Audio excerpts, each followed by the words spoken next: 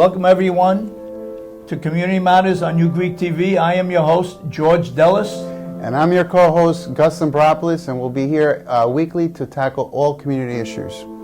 And with us today we have a prominent businessman, Mr. Joe Pistilli. Thank you, George, and thank you, Gus. Thank you very much. It's an honor to be here this morning. It is an honor to have you here. Mr. Pistilli, you are currently the chairman and CEO of Pistilli Realty. You're the executive chairman of First Central Savings Bank, and you've been a huge community supporter to our community, and you are a big philanthropist. Welcome on the show. Thank you so much. Great to be here. So tell me a little bit, Joe, about the bank and how it was founded and how it started, and what was your vision when you first started the bank? My banking career actually begins in a small community startup Greek bank, ethnic bank, which was known at that time as Marathon National Bank of New York. From there I went on to build and open up First Central Savings Bank. The idea behind First Central Savings Bank was truly founded under the premise of being able to support and create tools and opportunities to create personal and corporate wealth. Small community bank, helping immigrants, people of certain communities, so on and so forth. That was truly the basic background of why the community started. Marathon as First Central Savings Bank was truly started by a group of entrepreneurial people. Many people would say, why would you want to start up a bank? Because at that time, and even today, it's still not the easiest thing to get done, to get a loan done, and to get people who come from other countries, even people out of here, to work within in a banking environment. It is a very regulated business, it is very compliance oriented, and it is really a difficult situation sometimes for people to get homes. But with that said, we were able to continue to grow the bank with that mentality and that spirit, which still exists today. Now, you mentioned about a lot of immigrants coming into the community and having a hard time getting loans in most banks. But what makes you different in your credit policy when it comes to identifying and helping these immigrants getting a loan? Well, one main reason, which is huge, is on, and we'll start about one of the most important and probably difficult portions to get done in someone's wealth in their private life. And the most expensive thing they own most of the time is going to be their home. So what we do is that we have, I won't call it a no-doc, but a low-doc mortgage requirement. And many immigrant people who work in restaurants or work in different types of businesses, they deal with a structure that they have a high credit score and so on and so forth. So that is one product that we offer that many banks don't offer that product. Joe, is there still such a thing as the American dream? I believe the American dream will always exist in our culture and in the fiber of the United States. I believe, like anything else, and this is not coming from the bottom of a coffee cup or tea leaves, but I do believe that dreams, if we use that word dream, sometimes dreams are really for people who sleep. I think that opportunity is created. It's there for everyone to take and see, but it's definitely for those who take opportunity. The American dream is opportunity. A lot of people don't like to hear the word today, entrepreneurial, or business people. We spoke earlier about immigrants. I'm a firstborn American child from an immigrant family. My father was a carpenter, my mother was a homemaker, and probably many people watching the show here tonight are exactly the same as me, just maybe a different country, even though half of my family is Greek. The American dream does exist. Real estate in the United States is very, very different from a business point of view. You can actually buy a building, collect rent, you buy it, you sell it, you refinance it. There are many different opportunities in real estate. Many immigrants depend on the ability, and I go back to the ability, going back to the banking business, but also they save their hard work and earned money, they save it, and they buy a building or they buy a two-family home with the idea of the tenant upstairs is helping me to pay my mortgage. The tenant upstairs gets a nice place to live. and a better kind of in a luxury home, in a two-family home or a three-family home rather than an apartment building. And that is what builds communities. And that's what we built here in Astoria, and in Flushing, and in Whitestone, and in Bay Ridge, and the Bronx, and so on and so forth. They're all communities of different people, but they invest within a piece of the rock of the United States of America.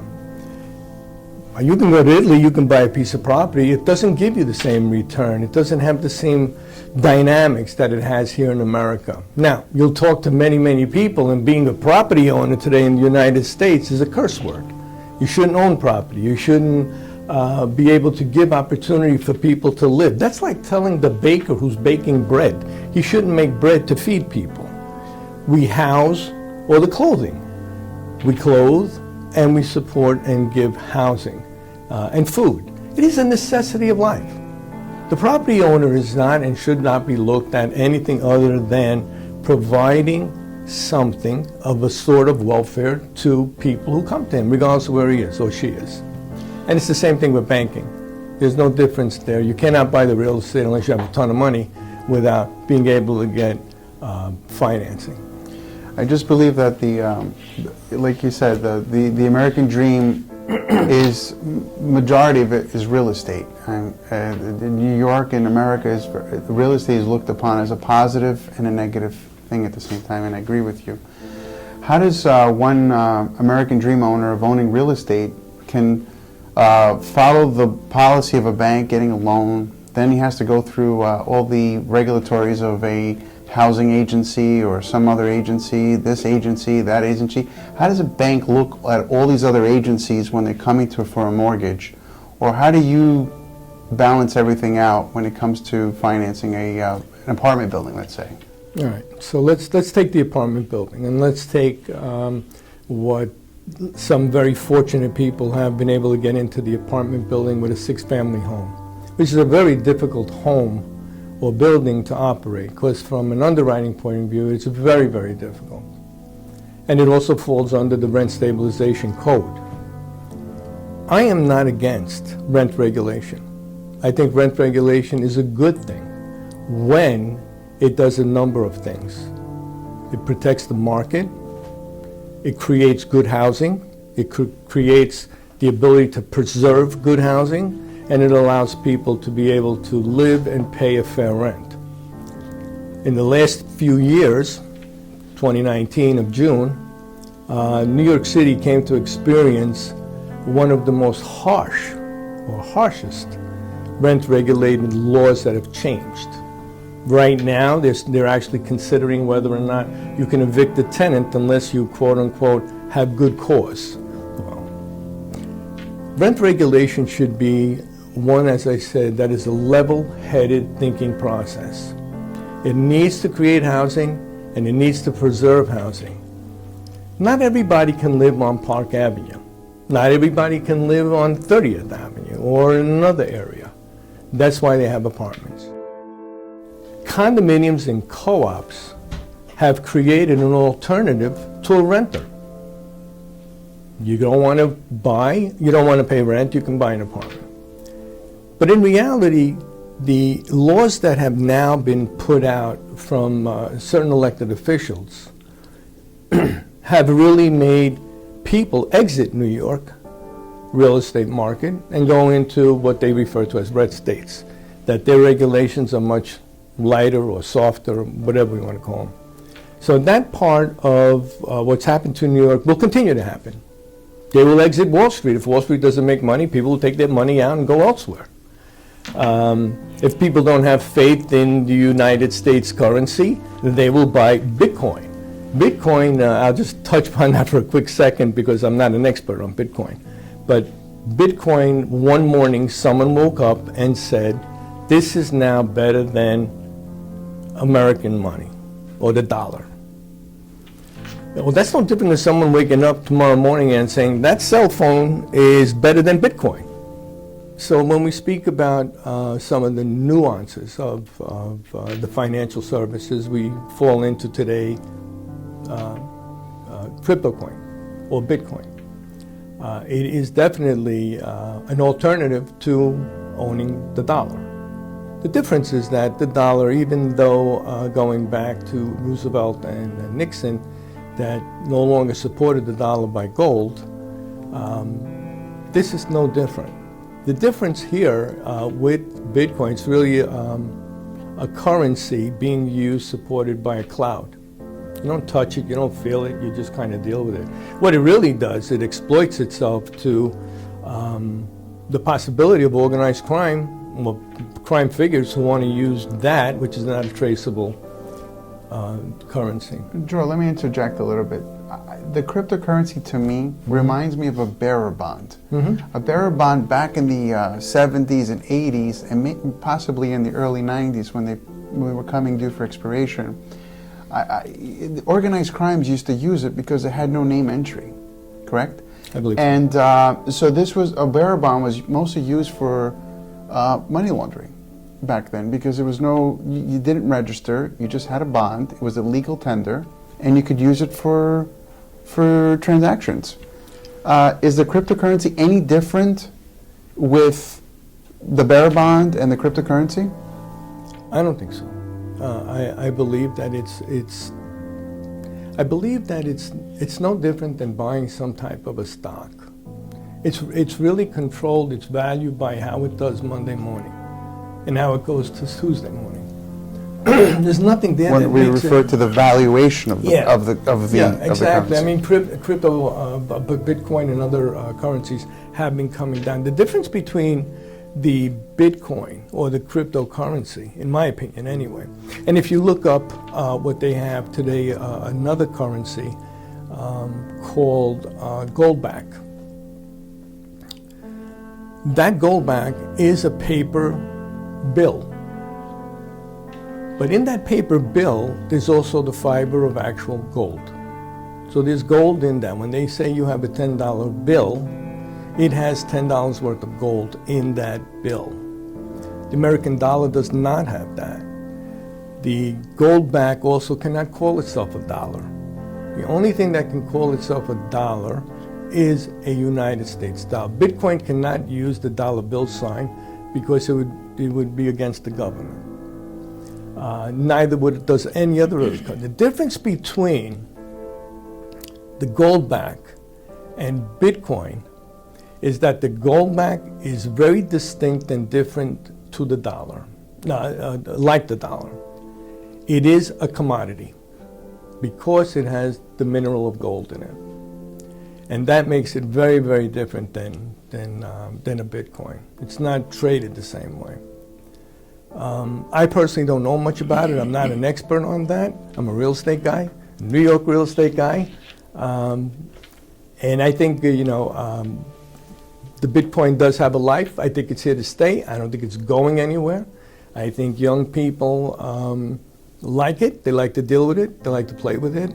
And I think America, in that dream that you spoke earlier about, those dreams are for young people today. They're different people. Not all of them are immigrants. They're children of immigrants.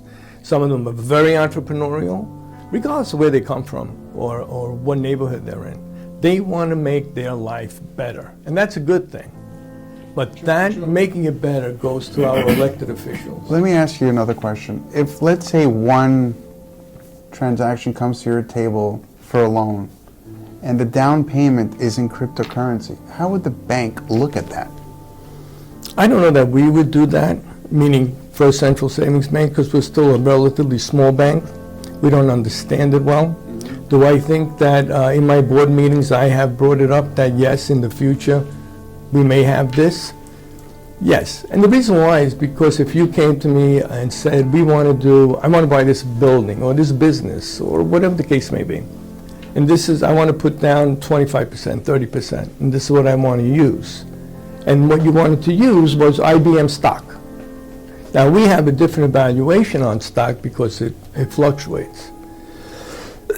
We also have a call on that if it hits a certain dollar amount, we have the automatic right to sell that stock, to recover it. That kind of will work the same way with Bitcoin. Just imagine a world, Joe, that let's say you're buying a building for $700,000 and somebody comes to you with Why are you cutting yourself short? But it comes to you with 10 cryptocurrencies as opposed to $700,000. I mean, just the numbers alone it's shocking, right? To say 10 cryptocurrency versus $700,000. Are we shifting to a world of we're moving away from the dollar? Is that? No, I don't think so. I think it goes back to what I said earlier. America is evolving. The world is changing.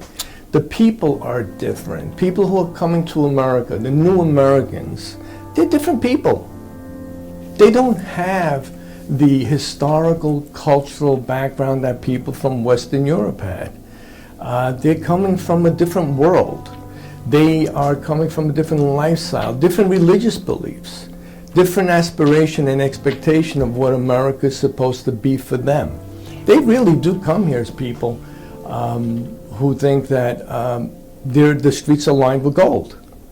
I mean, when you really think about people who get on a raft or build a raft and leave an island and tie their children up to themselves, literally, physically tie them up. I mean, it was just a week or two ago, the news reported that 24 or 28 people, one guy was survived from 28, they don't know where again. They all drowned. When you have that group of people, or people just to leave where they are because it's so depressing, it's so bad. Now, does America become the lifesaver of all of those people because their governments are no good? Because their governments aren't any good. They're not. People who left in 1930s and 1940s to come to America from Eastern and Western Europe because there were madmen running their countries the way they did. Look, Greece was under a dictatorship from 1960 on. They had their own problems. Now, you talk to some people and they'll say, that dictator was the best thing that ever happened to Greece. The king, the best thing that ever happened to Greece. Others will say, you're out of your mind. And that's really where things end up happening at the end of the day. America is changing. I was in Italy. There are more foreigners in Italy than Italians. And I was in Greece. Same thing in Greece. People working in certain parts of Greece are not Greek-born. They speak Greek, but they're not Greek-born. But they're there doing a job, and they left a country that they came from that didn't offer them anything. America, unfortunately, has come to a point, and I'm not going to say busting at the seams, but I think from a point of view that it cannot be the mother of every child. You know, and there's an Italian saying that says that one mother can take care of 100 children, but 100 children can't take care of one mother. You're in real estate. Tell us about the future of real estate in New York as you see it. Well, I think that New York is a great place. I think it's the metropolis of the banking system. I think it's the metropolis of real estate and entrepreneurial ideas and restaurants and small businesses. And I think the land of opportunity is on a little island that's across the river from where we're sitting right now. I still believe that. I do believe, though, that America, as I go back to repeating it, is changing. And some people may say it's changing for the better. Other people will say it's not. They like things the way they were. You know, going back to the real estate, I think that the new regulations that have been implemented have hurt many people from wanting to continue to invest in New York real estate. You're referring to the caps that they put in for the improvements on the units and how much are they able to raise the rents? Yeah, I think that earlier on when the program started, we talked about rent stabilization. Rent stabilization is a good program. It's never going to make anyone happy. It's just not. But what it did do was that it allowed an owner, when an apartment became vacant, to remodel it, which goes back to preservation, and it allowed them to get a fair market rent, and that's important. To think that you could be in an apartment and pay a 1% or 2% or 3% in today's world, it's impossible that you can run that building. It's going to be very, very difficult to get a bank to look at those numbers and say, we're comfortable here. Because sometimes, as you know, Because the best deal you make is the one you don't make. And that when that becomes an option to a lender, then they look for different markets to invest, and not in real estate. Look, we had the PPP program that helped many, many people survive through a pandemic. It was a good thing. But it's a problem. It became a problem. Banks looked at it as, you're in trouble.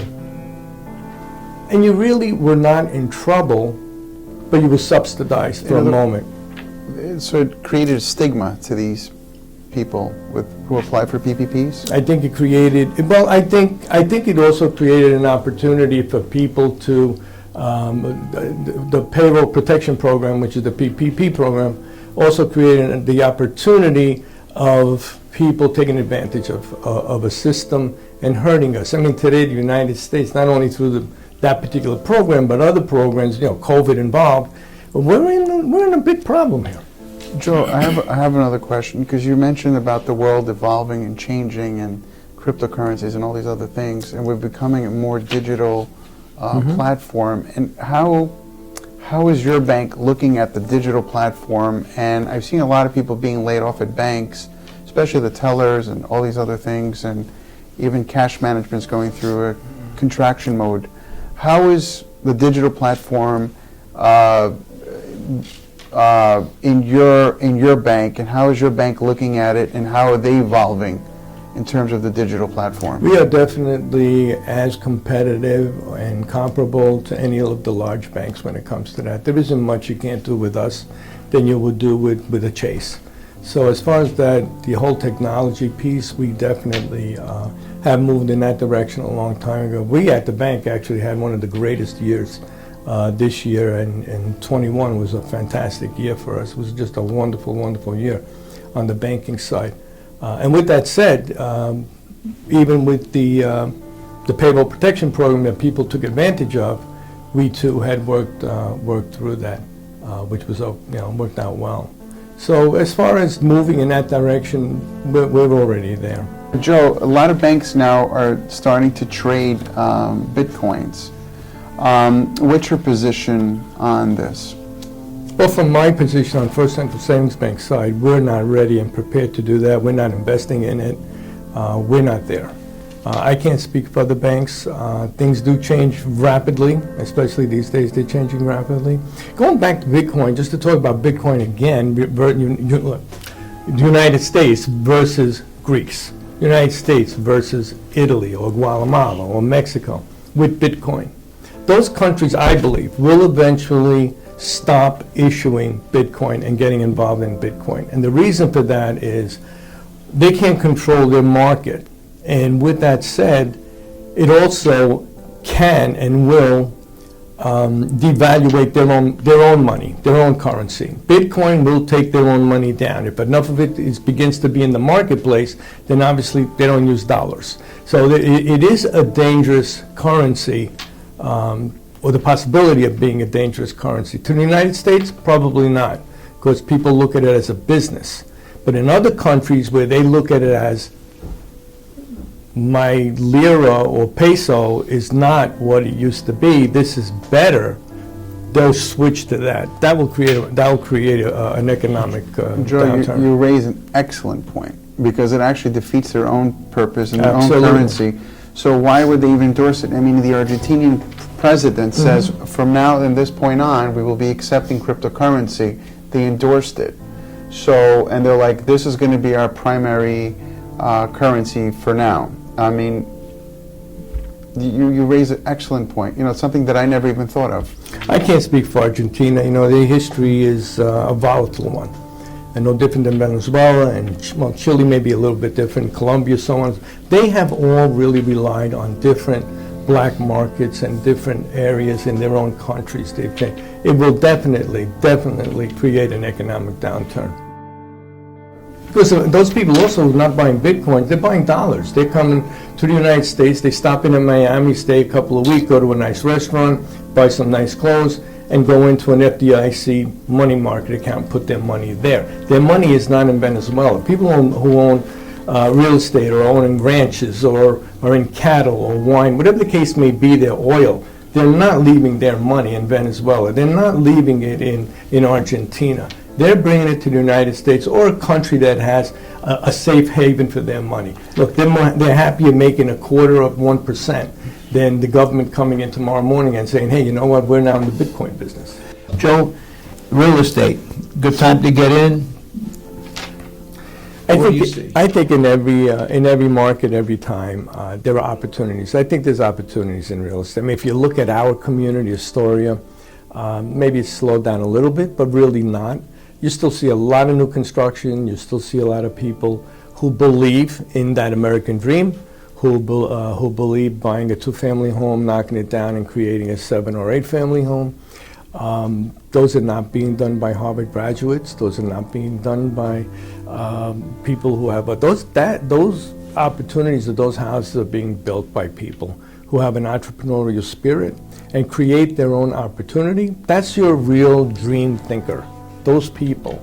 Now, unfortunately, we're still very fortunate here in Astoria. We have great restaurants, we have a great community, we have still a good solid base where you can say, it's 1 o'clock in the morning, I'm still feel good walking down the street, I'm okay. That doesn't happen on the Grand Concourse. That doesn't happen in some bodega that's on 168th Street and University Place. It is a dangerous place to live, and that's where real estate does play a very important role. Why?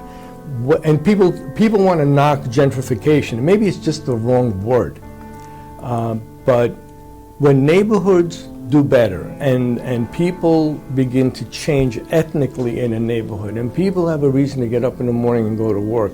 We talked earlier about real estate, and we'll go back to that if we can for a moment. In New York City, there's a tremendous glutton of office buildings, beautiful office buildings, glass, 100 stories high, gorgeous, on the best streets of New York City. They're empty, they're vacant. There are companies that tell them, don't come to work, stay home. Don't come to work, we'll pay you, stay home, work from home. Well, eventually that work from home attitude, and you're out in Lynbrook, Long Island, and you're watching your dog run around the house, and you're taking care of the kids, and everyone's working like that, or even in Manhattan, or even here in Astoria. Eventually, what could happen is that those companies will take the position, well, since you live on Long Island, or wherever, you're paying much less money to live out there. We were giving you $85,000 or $185,000 to come to work. We're not going to give you the salary of what they pay in that particular village. That's when people will begin to change, because even if you worked here in Astoria, they were paid X amount of dollars to do a certain job. But if you took the same job in Manhattan, you always paid 15-20% more money, because it costs more money to get there. And you had to work differently. The demand was very different. It was not a 9-to-5 type thinking. It was more of, listen, you just stay late and you got to stay late. I need you to do it.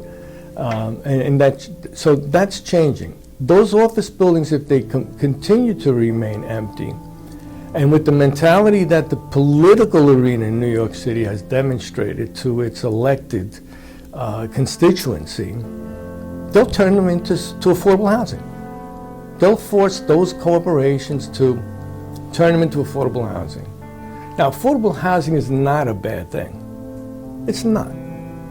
But affordable housing should be what it was intended to be. A short-term Band-Aid to help families to go from one point to mainstream living.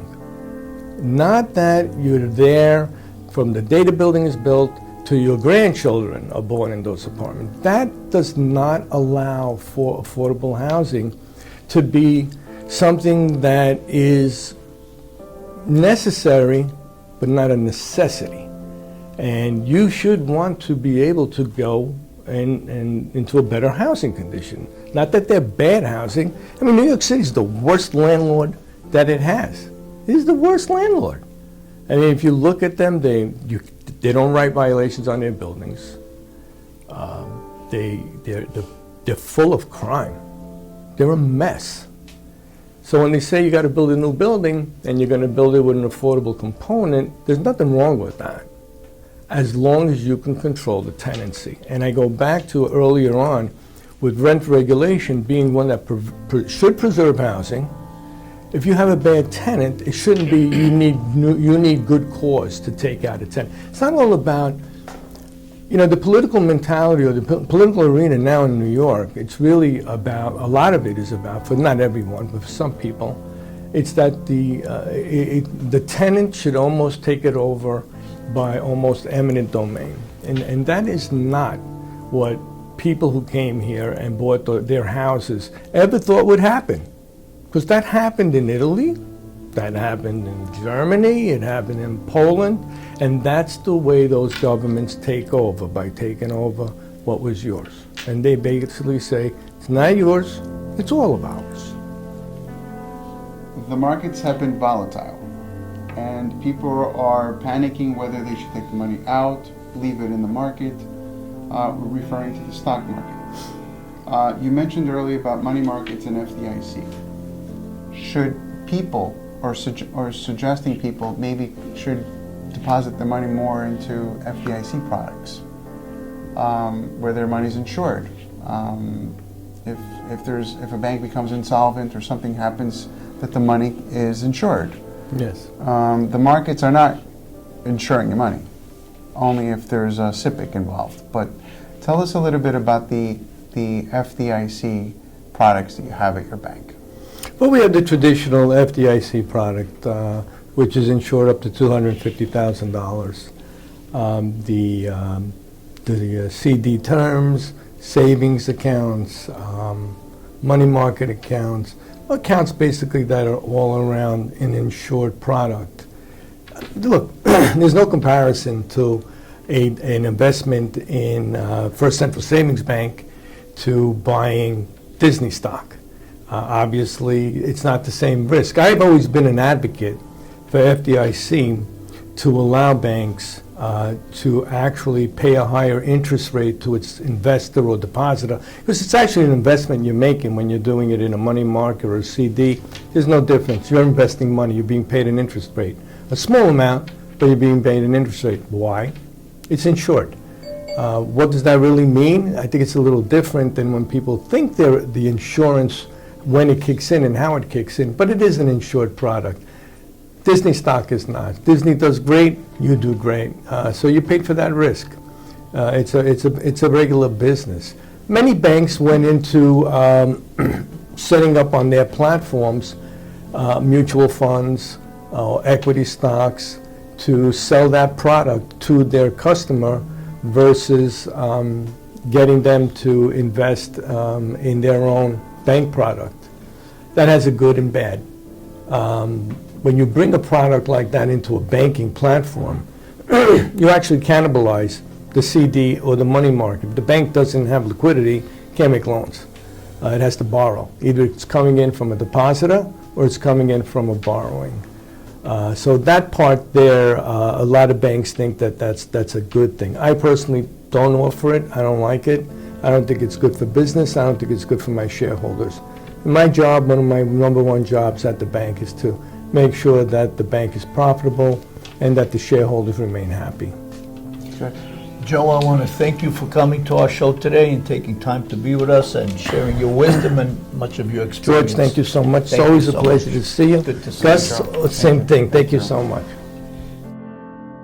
Thank you for joining us at Community Matters, and we're looking forward to seeing you again next time. My co-host, George Delis, and I'm Gus Lambropoulos.